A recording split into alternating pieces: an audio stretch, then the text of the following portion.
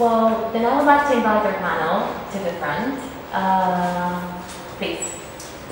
Okay, so we're a little bit late, 15 minutes, so we're gonna, I suppose we're gonna also have those minutes added to our panel. We have an extraordinary panel today, and I'm really happy that we can sort of, that we had this previous reflection on the study so we can combine the two. We don't have that much time, so first half an hour I would like you to provide us a little bit of insight, having in mind your respective fields and your professional background, but also in the second half I would like us to interact with the audience as much as it's possible. So without further ado, I want to necessarily introduce you because there are biographies and there are also name tags. Why don't we start with the ladies? So maybe, Ruzha, if you could start to give us a little bit of input. You can combine the reflecting on what has been said about the study, but I would also like you to give us your personal input on this political/civic engagement or disengagement of the transition, generation transition, if possible, and then we can basically take from there. My take would be to suggest a new name for the generation transition, and I would say that I view, of course, with a huge amount of generalization, the generation of transition is a generation of failing cooperation. What is missing in the generation, and this is due both to the transition events that happened there, but also due to the general attitudes in the respective societies, and my observations will be, of course, limited to the case I know best, Bulgaria. So, the failure of cooperation, as I see it, is a result of both general attitudes in society and also events that happened in the 90s. So my comments will be based mostly on data we have from the European Value Survey, the last round. The results for Bulgaria are already out. I don't know whether you have already the results for the rest of the countries. They will be disclosed soon, if not already disclosed. So the picture Luisa drew is again confirmed by this data. We have uniformly lower levels of participation in both formal and informal organizations of younger people. This is not big news. Particularly striking is the level of participation in all kinds of activities involving protests. So if the general population participates 5, 6, 7%, the younger generation participates only up to 2% in such activities, which is striking. Surprisingly though, the younger generation, the ones from 18 to 30, which is basically the generation of transition, they do not have lower levels of trust than in the general population. Actually, the contrary is true. 25% of them say that they have general trust in the other, which is considerably higher than the general population. Also, they are less xenophobic, less racist than the general population, though they're somewhat more homophobic. But these are really minor differences. The general picture is that basically we have a homogeneous picture of attitudes both in general society and in the younger generation. So my first thesis would be that basically the generation of transition, though I term it a generation of failing cooperation, is not an outlier. It does not really differ that much from the general population, from the other age cohorts. Rather, the younger generation mirrors the larger society, and this would be a good news for more conservative actors in the field. The school system basically achieves replication of society in large. The younger generation mirrors this general picture. My second thesis would be that the observed low levels of trust, which are not lower in the younger generation than in the general public, are just an indicator, one important indicator for a more fundamental problem. I already said what it is. Luisa quite eloquently put this failure in terms of negative sovereignty. Whenever it is possible for the younger generation to come together for successful collective action, it is usually negative collective action, vetoing some proposal, vetoing some law or amendment to law, especially in the sphere of green politics, but not only. What is missing is the capacity for the younger, but not only for the younger, even for the general public, to cooperate for positive action, to come together in order to achieve something they care about. And this is visible in failures to cooperate in large scale. Protests are always negative.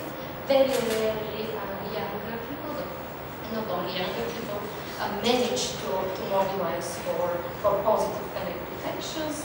And the values fostered through the education system are self-promotion rather than mutual support and civic friendship, which is crucial. This concept of civic friendship is crucial for achieving collective results that are mutually beneficial. And if I am allowed to propose something for civic education, I think that what is missing from the school system and would be a very important contribution in classes of civic education is to teach the value of community and civic friendship, which is inclusive, tolerant of difference, encouraging individual responsibility, yet also encouraging or making possible successful collective action, which is mutually beneficial. Thank you. Thank you so much. Thank you so much. There are so many questions you have raised that we can touch upon later on. Svetlana, Macedonia is a somewhat different story, I would say, especially in the past period. It has been flagged as a success story of civic action. Can you tell us a little bit more about that? Well, yeah. I will give you another perspective from things that Ruzha mentioned already, because our story is quite different than the other countries in the region. But also I will give you another perspective from now point of view from an institution and what can be done from the side of the institution, or maybe the NGO can seek for within their institutions in their countries. Our story is quite different because we started from transition and entered another regime. What we had was a hybrid regime, and it was really difficult to develop any type of civic education within that atmosphere, I would say. We were living into a period where democracy as a term was misused and was used as a tool to capture the country. Capture the institutions, capture the media, and then isolate the civil society into the smallest corner there is. However, what we understood is that things will not get better until they get worse. So it got worse for us, and then that led to the cooperation that Ruzha already mentioned that was missing. Whatever civic hubs were there regarding different nature of problems that they were working on, now joined together. And we understood that only together we can try and fight it off. That eventually, by steps, led to the Cultural Revolution, which led to the change of the regime. So a year and a half ago, the new government was formed, and a lot of civic activists entered the government in order to try and help to improve the system that was ruined for almost three decades. What we saw when this happened was that this is not going to be neither easy task nor it's a known field, because none of the countries in the region have experienced situations such as this one, and there's a lot of pressure of the EU accession, of the NATO accession, and the expectations of citizens for getting better. So what we understood and how we tried to increase the level of trust, because this is now the generation of transition that's actually the most active, both within the civil society but as well within the institutions, is to include it to the maximum in the policy making, in the decision making, and to be as transparent. So this is two moments where actually you can move on that untrust that Ruzha has been talking within the paper. It is true that most of the findings are 100% applicable to Macedonia, but we need the step forward. So the step forward was actually the inclusion. Now I'm going to just mention two practical examples of how it was done and how it can be done, and then we can talk about it more maybe during the discussion. The government decided to have the first open governmental youth session. It's a session where all the NGOs that were working on new policies, which is basically the generation of transition, were able to submit policies what they were working on during the years which were never part of the official politics. So it was an open consultation. All of the NGOs were invited to submit. There were two rounds of consultation debates, and then 7 of the NGOs actually decided to follow through and submit proposals. There was an open governmental session with the 7 NGOs being part of the governmental session, discussing it, debating it alongside with the ministers, and then deciding government. All of the 7 policies were 100% approved and are now part of the working groups that are working on the legislation about them. However, one of them is actually the civic education and the student and the people organization. So during the discussion, and some of the things were already mentioned in the paper that Ruzha presented, were the exposure of political culture. So we understood that we need to make it formal from the side of the institutions, and decided to change the law for high class education and for higher education into improving and incorporating all the upcoming organization that the students and the pupils can have. So now they are working on how are they going to vote within their schools, how are they going to take responsibility in the schools, how are they going to organize in the schools, giving the most of the responsibilities as well as the rights to the students to be explored, to be explored on political culture. Regardless of that, I would also like to mention the second process that I was talking about, that was the active transparency and the accountability. We understood that we will never gain the trust of the generation in transition unless we are fully transparent and unless we show the accountability top to bottom, not bottom to up. So what we introduced was full exposure of the work and the expenses and the decisions that the Prime Minister and the ministers are doing on a daily basis. Now, the civil society as well as media have full access to this information, and that is where it's easy to follow and monitor everything. So once you have the possibility to follow and monitor, then it's quite easy to be able to either trust or don't trust someone. Especially having in mind what was already mentioned in the paper, that the lowest trust we have is within the politicians and the institutions. And what I wanted, I will wrap this up, and then maybe we can open some other things in the discussion, is the very same thing that Ruzha already mentioned.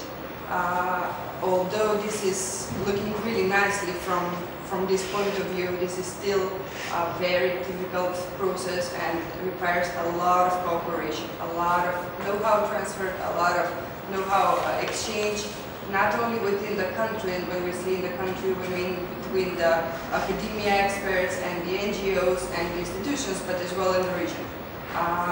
As oh, I think that yesterday it was mentioned somewhere that a lot of time and energy could be saved, a lot of bad situations could be prevented if exchange would happen on regional level, and then in that sense we would at least lower the risk of piloting models that are not applicable. So far we only have the European Union accession and the European Union path to follow. However, we are quite aware, and the paper really shows it, that models are not always applicable, and that we need to develop models that are applicable for this region. And if we are cooperating on a regional level, that might be a bit easier. So I'm sorry if I differed from the general narrative, but I think that this is one of the things that we're focusing on, like the step forward from just constatification of the situation. Thank you so much. Thank you so much. Indeed, we can certainly learn from the Macedonian example. All of us, especially in the region, when it comes to the West Balkan region, we can learn quite a lot. Let us now run to Hungary, a somewhat different story these days, a little bit difficult to grasp, at least from an outsider point of view. If you could tell us a little bit more about the generation transition and the engagement. I mean, you had a little bit more time than the region that I know better, which is Western Balkans. How that plays out in Hungary?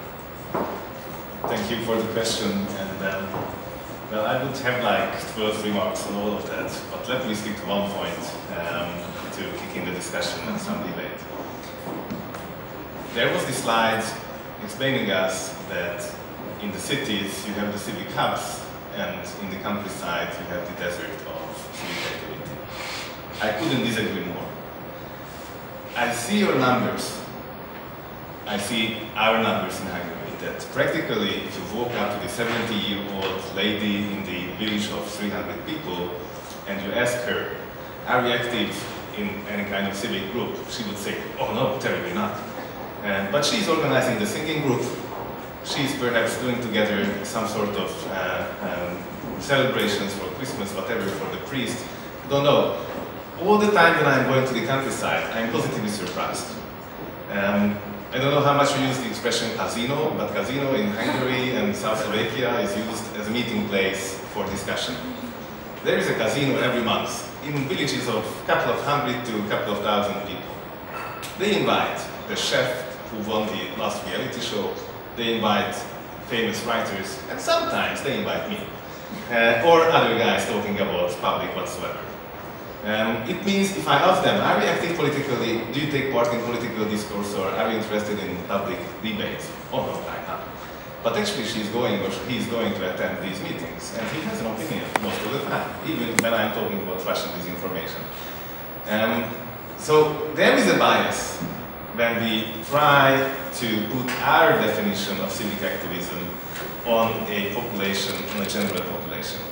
And I would say that in my eyes, the problem of the transition, especially in Hungary nowadays, is the extreme centralization, even on the countryside, by the government, which is driving us to the point that people are unable to enjoy their responsibility in their own life. To put it another way, if the state and the municipality is so overwhelming, then of course people are unable to create groups in which they are responsible for their decisions. And these groups can be a fishing group. Do we put more whatsoever in the lake or less? Do we allow more certificates to come out or less? Are we cheating or not? Do we buy the permission to fish? What do we say to the neighbor who is not buying the right permission? These are the decisions that they take. I mean, I can't really accuse people 200 kilometers away from Budapest not to come for each protest that actually we have almost every weekend. And if they have a problem with their major, they will not go out to the major's house and make a protest with tables so that the next television channel can make a good footage. Because they will talk with him, either in the shop or after the mass or where they cross him on the street. So it's a different functioning of public life, and we should be more cautious applying our definitions on that. Just, do you know what is the largest official association in Hungary with the largest membership? Give me some hint. What would be that? Hunters? Fishermen almost. It is with some animals. It is the ornithology group, so the people sitting in the bush watching birds. This is life. So it is natural that not everyone is interested in politics. Thank God. I mean, it's not that you have to be always and all the time on our level of trying to look at the national level, the European level, regional level, and then trying to arrange all these political connections of what will happen. Institutional thinking can be on a very local level. And institutional thinking includes the responsibility that we can put on people in fishing groups, in bird watching groups, and cooking groups. And these are working. So I see that the scout movement in the countryside of Hungary is terribly active. And these kids from the age of 12 to 18 are making their own decisions. And one of my projects is actually running these kind of dormitory colleges next to universities. So we invite students into colleges to stay together, and they get some parallel education. But the principle is that they live together, and they organize their own assemblies, student assemblies. They decide about their own leadership. They decide what to study next to the university. And you can imagine the debates that they are having after 9 o'clock till the middle of the morning.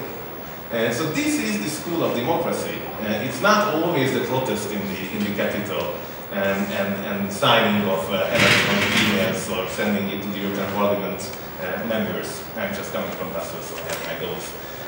But I believe much more in the countryside. Thank you. Thank you so much. This is really interesting, and I think we can pick it up in the discussion afterwards. That we should probably, or at least think about redefining the terms that we've used so far, because there are other ways and other sort of definitions of what democracy is about. Last one is Oleg. I mean, just reading your biography, it really strikes me. So you have been researcher at Amnesty International, but you have been also arrested multiple times, jailed, abducted, illegally drafted into the army, declared person non grata by the regimes of Lukashenko and Yanukovych. If anyone, you can tell us firsthand what it means to be a generation transition, and what does it mean being civil, the activism in civil and sort of engagement in political life.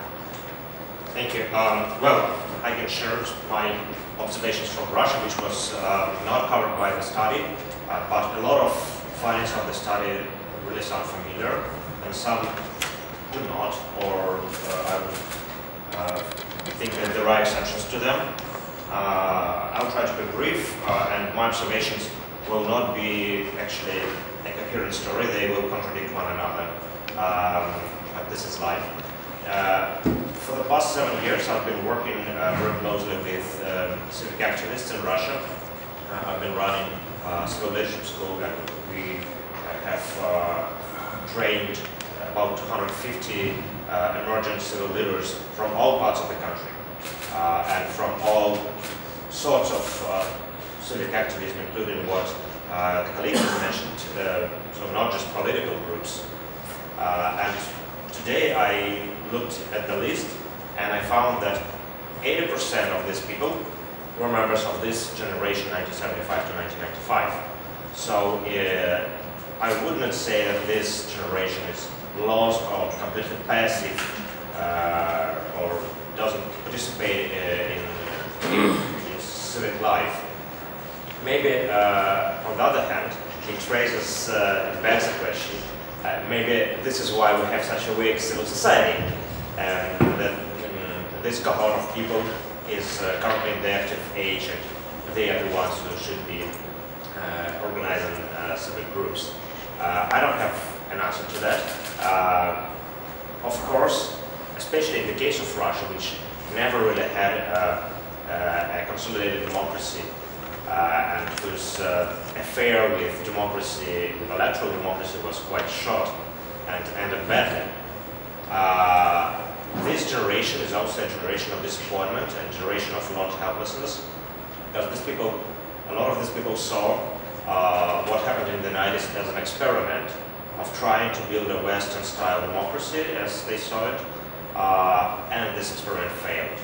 And so we kind of went back to all the modus operandi of authoritarian regime which provides for some basic needs. So a lot of these people probably, they are not only disappointed in politics, they are disappointed with any kind of civic engagement. They don't believe that the society can change the country, or the society can influence the government at all. And even though, like I said 2 minutes ago, these people are active in civil society, some of them, they don't believe that they can eventually win or they can change something big. They hope that at least they can save this park in their backyard, or they can help this person with disabilities or something of this sort. And the other observation, I think it's very telling if we look at the leaders of the Russian civil society or the leaders of the Russian opposition. Many of them are actually members of this cohort, like Alexei Navalny, who is the most active and prominent opposition leader in Russia, who is on the fringes of this generation. Actually, he explicitly addresses not his own generation, but the next generation, the ones who were born after 1995. Because probably he finds it, I don't know whether it's a result of some research, just intuitively, that it is easier to reach out to that younger generation than to the generation of transition. It is easier to mobilize them rather than to appeal to people of his own age. This requires a separate study probably, but I think this is an interesting point to see that there is one more generation which is already coming, which is already becoming to be active, and there is something that the generation of transition can do together or can transfer to this new cohort. Thank you so much. Very interesting inputs, and I will just read something that is coming up as a thread. The word that we have used really frequently was exposure. So we have to expose, we have to know what we're dealing with. We have talked about trading cooperation, that basically this is something that we have been bad at sort of putting forward, and this is something that we should be doing. We have mentioned trust that comes by the full exposure of what is going on, accountability, but not top-down, but the other way around, bottom-up type of accountability. We have talked about possibly redefining what it means to be active in civil life and political life, because there are all sorts of groups that are active one way or the other, and they have their own school of democracy, as you nicely put. So maybe this is something also for us to discuss. And then what you said, Oleg, in the end, I mean, a generation that does a lot, but I think it pretty much aligns with the findings of the study that people are more inclined, or this generation is more inclined to work with pragmatic issues, what they can do themselves, what they can really influence. This is something that I would say goes, again, also for the Western Balkans, that people feel impotent in making big decisions or influencing big decisions, but they are engaged in sort of smaller things where they can see that something can be done. Local levels are probably much better. So we're just about in time, perfect 1 minute, to open discussion for the audience. I would like you to pick up any of the points that we have raised, but also if you have any other ideas, if something has struck you as very important to say, please join us in this discussion, or if you have a concrete question for the panelists, go for it. Go ahead. I have a question to all panelists, and it can be answered very shortly, I guess. How much do you think of the civil society, of the NGOs, are really grassroots, which are financing themselves and not are being financed by governments or rich American philanthropists or Western European governments, but from below, from the pocket of the people? Is this a specific question for somebody or for the for everybody? Okay. Let's just collect a few and then we go.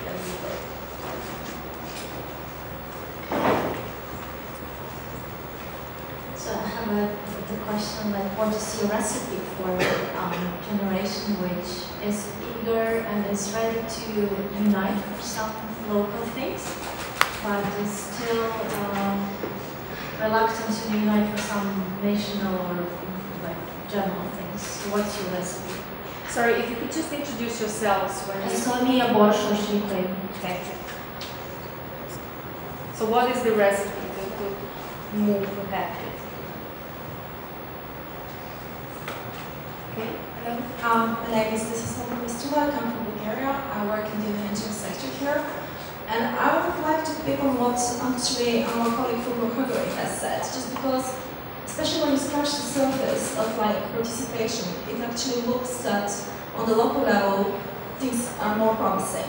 And also from the paper from the software platform and what Luis said as well, is that trust in local government and in local actually institutions is slightly higher. So how do you think you can pretty much upscale this local trust or local initiatives and make them a little bit more prominent? And something else that I was just maybe thinking about when we're talking about generation of distrust and generation of uncertainty, Ruzha was mentioned that when we're talking about the new generation, there are not that many differences in trust compared to the older generation. Would you say this has to do with transition, or would you say this has to do with generation issues? And something else, when we're talking about uncertainty, do you think that how like generation's transition has like some issues and other differences that with the previous generations are how we deal with uncertainty actually? Thank you. Shall we take note? Yeah. Yes, hello, my name is Kozlovsky. I'm coming from Institute of Public Affairs, which is also a research organization based in Poland.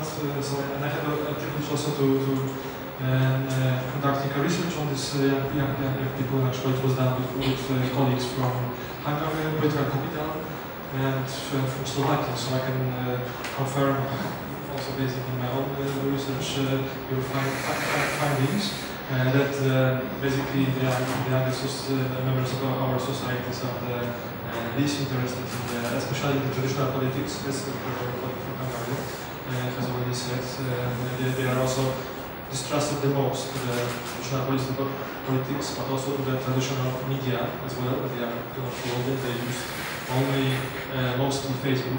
But on the other hand, what we can observe is the fact that they are, at least it is the truth mostly for Poles, maybe a bit less when it comes to Hungarians or Slovaks. They are really interested in democracy. They are telling that they believe in democracy, and they are also following the to some extent public issues. So this and now I'm coming to my question, maybe referring a bit more to the future. So I wanted to ask you about your opinion whether maybe we are observing the situation when the young people, they are starting to develop their own way of doing democracy, their own means. Maybe you have some examples. I mean, you already mentioned a bit something like that. I'm again referring to the discussion from Hungary, but maybe you have some more ideas or more observations, or no, or actually you would confirm that the young people in your countries, they are just stay satisfied and they don't have any idea of there are some hopes for me. Thank you so much. Okay, we already have quite a few. I suggest we start with the colleague from Hungary, because you have got $1 million question, really, which is how to upscale these local initiatives that you have talked about, and that refers also to your question. Like, is there a new way of doing things for this generation, or how to group them together and make them more active, if that's even possible? So yeah, how to upscale them, if at all. Right, thank you for the excellent remarks. The thing that I forgot to mention is that in Hungary we have a generational party of, well, mostly the second cohort, and perhaps even the younger generation, which is called the Momentum Party, and practically they did not scale with the threshold of entry to the parliament. I don't really believe that generational parties will change national politics. So let me put your questions in a different perspective. the decision-making of social groups is not necessarily bound to the nation-state level. So the fact that we have been familiar and in a way addicted to this kind of nation-state understanding of political life is a temporary habit of humanity. It's not something that will not change and which has not changed previously. This is just the last maybe 100 plus years, especially in this provident state of understanding. So my upscaling is actually two-level. It's not the nation-state. The issues that the new generations are picking up, shall it be the cryptocurrencies, climate change, animal protection, renewable energies, all these are actually at least European, if not global issues. So nation-state currently has some serious challenges in performing to the citizens' needs, and citizens feel that. So either they resolve the problem at the local level, or they can, like in Hungary, there is now the collection for the state of Hungary to take part in the European Attorney General initiative of the European Union. So then they turn to this European solution.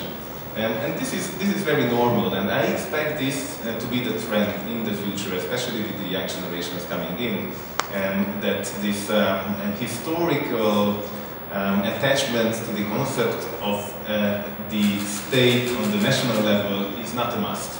The nation-state competencies, or I would say the nation-state competencies have been evolving all the time. I mean, 100 years ago, no one would have thought that marriage, social care, or education shouldn't be something cared about by the church. It was completely normal that the nation-state had nothing to do with that. Why wouldn't it be changing again? So these competencies will be completely restructured, which will help us to upscale on the necessary level to solve the given problems, which we cannot solve from the nation-state level. So that's my idea. And one last thing. There was a very interesting research from the WZB Berlin done by Hans-Dieter Klingelmann, famous political scientist. And the study's title was Dissatisfied Democrats. And the major question in his study, and he drew it in East and West Germany as well, separate. If people are dissatisfied with democracy, of course there are two options. Either we throw democracy out, or we throw the political elite out. And this is not the same. So this is something that you have to look into country by country, what dissatisfied Democrats are thinking about solutions. And either the institutions are wrong, or the people in the institutions are wrong. And our responsibility is to frame for the latter, so that we explain that institutions are not necessarily wrong if wrong people are in the good institutions. And that's something which sometimes happens, sometimes not. That's an interesting way to put it. Let's go to the first question that you had. I think this is a running topic pretty much everywhere, but especially in Macedonia these days, but also in the past months and a year. And then we can also back to the yeah, grassroots. I'm coming from two of them. One of them was the Young European Federalist, and the second was the critical mass, the bicycle movement. Both of them without budget, both of them just for the cause, both of them gathering a lot of young people. So yeah, grassroots organizations do occur, do happen in Macedonia. We have a lot of them. Yeah, somehow we are all connected one to each other within the, we were connected one to each other as civil society, and that what's making it a community. However, grassroots organizations were really visible, and their authenticity is so visible that you cannot, at least in Macedonia, you cannot displace it. I wanted to refer to the recipe for a local and national cooperation, increasing it to a national level, and something that Botond already mentioned, just increase the sense of being part of one community. That's what makes it more visible and more viable for at least our generation. Once you brought to attention that we're all breathing the same air, somehow it feels like we are all dealing with the pollution, and maybe we haven't really talked about it yesterday, or maybe we haven't really acted on it yesterday. Not just the global, the climate change, whatever topic there is on global level. It can be also national level, it can be also local level. So touching upon the moment of being part of one community is what makes people to be interested in it. And then the question of interested or not interested in politics, the generation being apolitical or repetitive, it's really, I will agree with the colleague from Hungary, it is matter of perception. So as I said, the organization of the pupils in high school looks like something very political and uninteresting for them, but if you touch the topic that they are really interested into, they will understand it. So they may not be interested in the political decisions of the high school, but they're really interested about where they're going to go to excursion. And that's politics as well, that's voting, that's selecting with compromise or with consensus, regardless. But that's debate, that's also politics. It's just from the point of view which makes them being interested in. So increasing the visibility of politics in the daily life, not the daily topics of politics, is what's making young people being more into it. At least that's our experience. Yeah. So it's about finding the right angle to get them interested in something that is part of the greater concept. Maybe also, Ruzha and Oleg, you want to reflect on this. What is how much of it is really grassroots and how much is sponsored from the outside, and what does it mean in the end, what does it mean? I think it's a crucial issue, and when the project that I mentioned, when we started it some years ago, this was precisely the issue we wanted to address, because we saw a disconnect between activists on one hand, who called themselves the civil society, and the society in general. So the civil society was a very small group within the society as a whole, and there was very little interaction.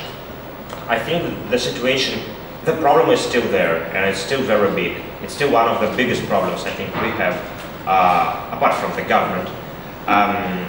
But I think it's getting better in a way. If you look at, for instance, where a lot of civic groups or independent media in Russia raise money, crowdfunding is more and more becoming the main source of revenue for them. Just a very fresh example, a few weeks ago, a small media outlet called The New Times was struck with a fine of 300,000 euros by the government, which meant its bankruptcy immediately. However, they managed to raise this amount in 4 days' time and a surplus, way over that. Just when they asked people to donate money, about I think 15,000 people donated money for that. I think it's several times more than people who actually read them. And even though a lot of people questioned why should we give money to be paid to the government instead of giving money to be paid to journalists or, I don't know, or people who actually need it.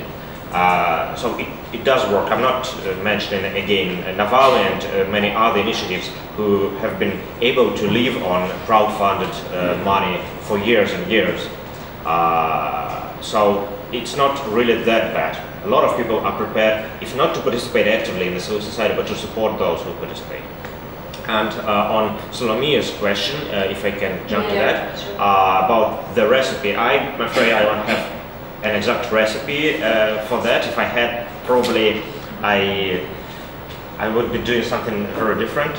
But I think the way to think about it is to bring these people together, to bring people who fight for their backyard, together with the people who fight for their clear water, to people who help orphans, to people who fight corruption, so that they meet one another and they see that their problem is not the only one, their problem is not isolated, they're not the only ones who try to do something.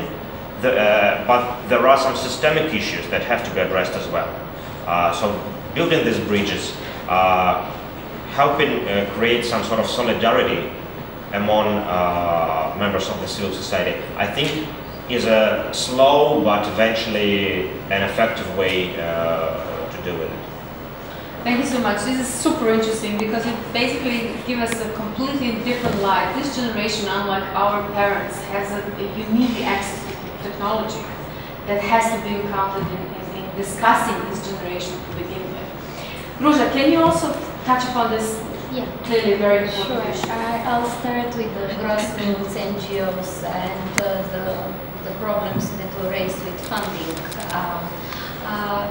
It should be probably mentioned here in this audience that civil society organizations in the region, especially the well-established ones, the ones that were active already in the 90s during the transition and were somehow pioneers in promoting democratization, they are now undergoing legitimation crisis. It is due both to problems related to funding and the fact that they are perceived as being funded from the outside, but also because of the exhaustion of their agenda and also partly discreditation of the agenda. The transition that was promoted was not the transition that produced the results expected. So there is soul searching now among the civil society community in the country here, but also, as far as I'm aware, in the region as well, as to how to go forward. And one of the major issues is funding, access to grassroots, and also connecting to grassroots organizations, because it is clearly the case that there has been this division between the center, capital-based NGOs on the one hand, and grassroots organizations at the local level. And actually in Bulgaria we have experience with building bridges, not very successful, but still some minor advancements in this respect are visible. Nevertheless, it should be mentioned that here the level of involvement of young people in volunteering is actually lower than the level of engagement with volunteering of the older generation. This clearly comes out of the European Web Survey. Only 20% of the younger generation has ever participated in any kind of volunteering, which is really critically low. Also fundraising. In Bulgaria, there hasn't been to this moment a media outlet that would crowdfund itself successfully, unfortunately. Despite the crisis of funding and despite the dependence of the media outlets on their owners, there are no successful, as far as I'm aware, collectives of journalists that would become independent and rely solely on crowdsourcing for their funding, which tells something about the capacity of our society to self-organize, to produce collective goods as a quality of quality access to good information would be one public good that needs to be valued by the whole of society in order to be produced. This is something that we miss now. And about the recipe, I don't have, of course, a recipe, but maybe a good start would be to think of successful small-scale actions that produce results. And basically spreading the word about these results and inspiring more people to engage in such small-scale actions that hopefully at the end will end up tackling problems that go beyond the nation-state capacity to be solved. But at this point, I would suggest that we start with the grassroots, local, and successful. Success is very crucial. Success that is perceived by the people that started should be there in order to inspire people to continue the difficult road forward. Thank you so much. You all said that you have no recipe and then you have given all sorts of things. So in the end we can actually we can say that there is a recipe which goes back to the pragmatic small actions that could be somehow translated onto the greater levels. We have a little bit more time for maybe one more roundup of questions, and then we're going to wrap it up. Are there any more questions? Yeah.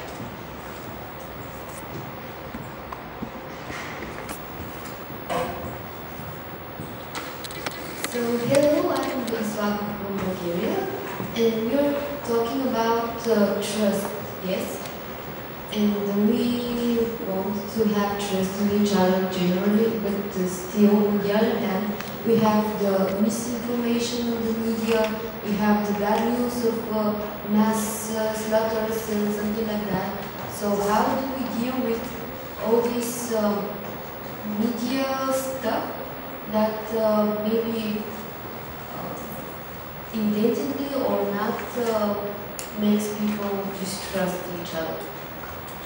So you're talking about basically the time of fake news and misinformation, which is another challenge for the generation. Thank you. Anyone else? Okay, maybe someone else will come. Can we touch upon this? It's really interesting because it's not something that we had, I don't know, even like 3-4 years ago. It's relatively new trend, and we also keep by it. What does it mean if we translate that into what we're discussing here? So, generation that is supposed to be more active, more engaged, and results show that it could be more. What does it mean in relation to the bad or to the fake news and misinformation age? Who wants to? Botond, do you want to? We have done some research on fake news, but that was mainly some comparative study of the Visegrad countries and the region from Finland to maybe even Romania was involved of Russian disinformation campaigns. And later that gave us the opportunity to take a closer look at these echo chamber mechanisms on social media. Maybe I will bring just one, but still uncorroborated hypothesis to the debate. How many of you have downloaded the screen time application? So do you check weekly how much are you spending on your phone? I would recommend to do that. Why? Because if you take into account that even these generations have only 24 hours a day, and we spend like on average 60 to 80 notifications per day. So that means you get interrupted 80 times. We spend 1.5 to 3 hours on the screen, tablet, computer, telephone, whatever. These numbers are pretty high if you take into account that this generation is talking to each other on social media for hours a day, which probably happened in a different context previously. But the reinforcement of the echo chamber and the incapacity of the other actors, of the outside world, of the external environment, to channel input into these chambers is increasing. And this is one part of the whole ecosystem of fake news. But that's something we are yet unable to think about how to disrupt. And the latest Facebook scandals, actually there are many lately, is the point that Facebook succeeded after the election interference in 2016 to get some hate messages or radical messages off the platform of public spaces, so I would say public posts, and from your wall. But groups and other closed groups have been recreated, and actually they are now reinforcing it much more. And this is the last report that Facebook is slightly touching on, admitting that this is the shift on their platform of hate speech going underground. So actually we forced these underground, being even unable to debate it. But what would you, sorry for interruption, but what would you say to the young ones? Like who to trust if we know that this is what we're dealing with? How to, going back to your local groups, going back to what really matters, like how would you advise young ones to happily that is someone else. Yeah, absolutely. Go ahead. This is not a fishbowl, so go ahead. I would like to reflect on this. This is a very important issue. But there is a recipe to it, and the recipe is the following. From just consumers of the information on Facebook become the producers of the information and the content.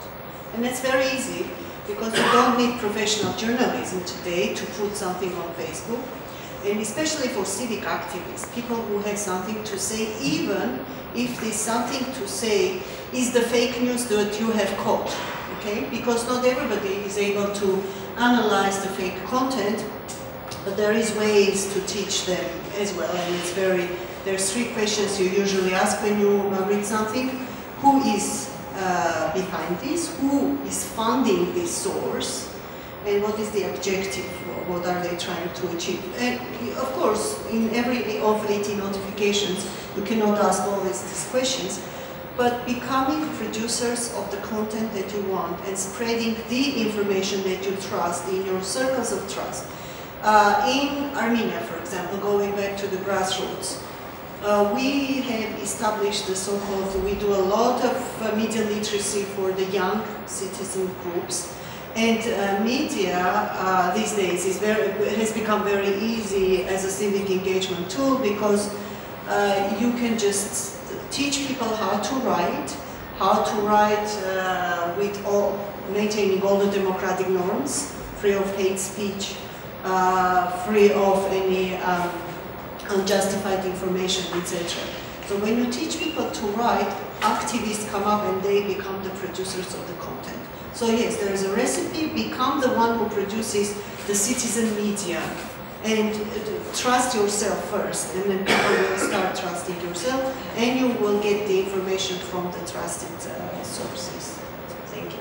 Thank you very much. I'll just reply on that. Absolutely.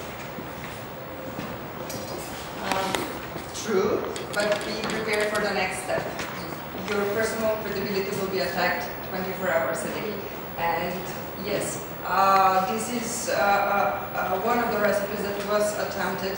Even now, currently, as a government, we're trying to be as transparent and proactive into sending the exact information out there. However, the fake news creators are not just waiting for us to put the news and then they're out of their job. They will attack you, and they will attack you on a personal level. So your credibility goes away and you become untrusted source of information. And this happened, I think, almost to every activist that was within the country. I think fake news as a phenomenon is there to stay. It won't go away ever. I mean, as long as it's a flip side of the same coin as freedom of speech and freedom of expression on the internet. If anybody can post, can say anything, that somebody can say lies. You can't do anything about it, except you can hopefully learn to distinguish lies from the truth in most cases, or in many cases. And I hope this is something that would be taught in civic education classes, whether at schools or elsewhere. And reflecting on the idea of becoming producers of information, I agree that learning to distinguish is really important, but at the same time I remember that the most weird things that, the most weird lies or fake news that I read on the internet were, they often came to me from my friends or from my acquaintances who read them elsewhere and thought that I needed to know it. Yeah, go ahead. I'd like to probably say something that would sound very, very familiar, but I nevertheless want to say it again. We should warn younger people that actually civic activism online is not equal to civic activism. Because there is this fallacy that, well, once you are engaged with a cause online, you support it, that's basically all you need to do. And it doesn't achieve anything. It could actually counter fire, and it attacks credibility of those that launch such initiatives online. Also, second point, attention deficit disorder. I think it's becoming widespread and it is affecting the capacity of collective action in a tremendous way. It also opens the way for prominence and influence of easy messages, populist easy messages. People become more and more receptive of simple solutions to complex problems, because partly of this attention disorder that is spreading like fire as a result of this constantly consulting our online messages, notifications, and so on and so forth. So for civic activists, I think it's important to realize that offline communication is a key, face-to-face communication with people with whom you build trust offline rather than online.